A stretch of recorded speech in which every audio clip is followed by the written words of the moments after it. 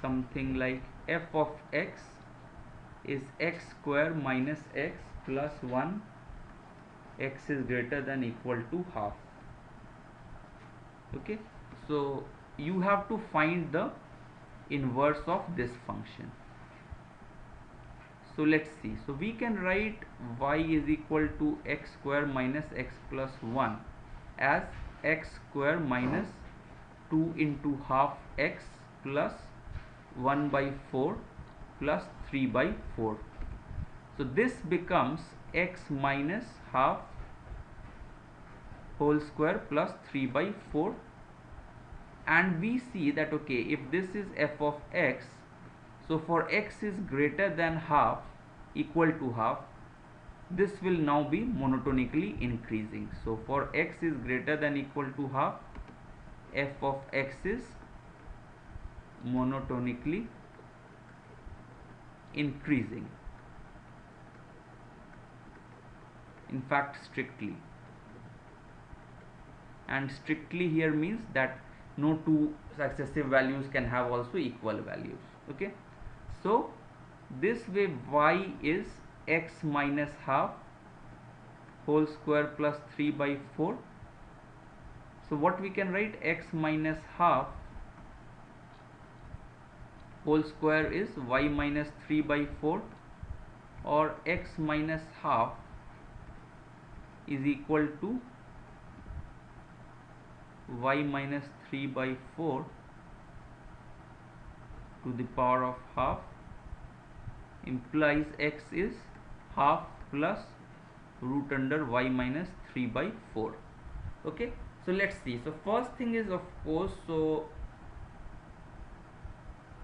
why we could do the square root here, because square root, if we see, one thing very important is y is equal to x square. So if we plot this, so it will be something like this. So now we see that okay, for x is equal to minus 2 and 2, we have y is equal to 4. So same values for 2 and minus 2 we are getting for y.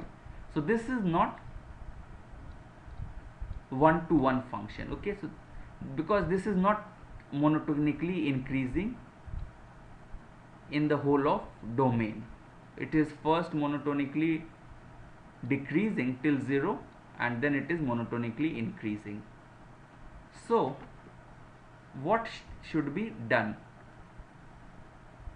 So but if we define y is equal to x square for x is greater than equal to 0, then we see that the graph is just like this. So it's defined in the domain, it's monotonically increasing, and for every value here now we know that for every y we also have a unique x. So this way now it has an inverse function also, which is x is equal to root y. So similarly here, that is what is happening. For x is greater than equal to half, if we take the square root, still because it is monotonically increasing in its domain, for x is greater than equal to half, so we could take the inverse. So the inverse function is g of x is equal to half plus x minus 3 by 4. And what will be the domain of this gx? So x should be greater than equal to 3 by 4, okay, until infinity. So this is about finding the inverse of a function. I hope you understand this lecture. Thanks.